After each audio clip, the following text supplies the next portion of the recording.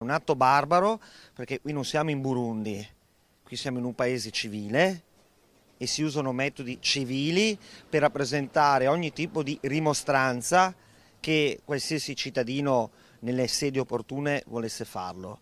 Ma mettere della polvere da sparo e far scoppiare in pieno centro abitato alle ore 22 circa e far saltare una strumentazione che è stata posizionata lì per decreto dalla prefettura di Padova, chiesta dai cittadini. L'esplosione ha fatto volare letteralmente in aria tutte le tombinature nei pressi del Velox.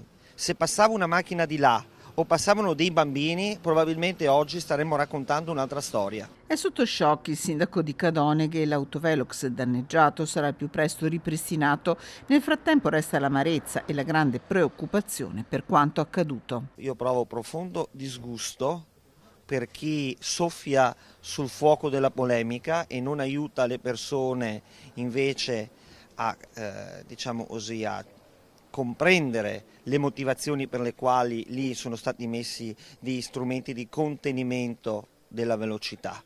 Sono stati chiesti dai cittadini, ci sono stati dei morti e dei feriti. Non lo dice il sindaco di Cadoneghe, lo dicono le forze dell'ordine, su precise e puntuali rimostranze, dossier, documenti che hanno presentato al prefetto. Numerosi cittadini che in queste ore stanno pensando di far partire azioni legali contro i due apparecchi. Le sue porte, ribadisce il sindaco, sono aperte. Io non ho ricevuto nessuna richiesta d'incontro. Sappia che io non ho mai fatto un giorno di ferie, io sono sempre stato qua e continuo sempre a ricevere i cittadini come ho sempre fatto e le posso anche assicurare che i cittadini non vengono qui e non vengono a imprecare o ad offendere.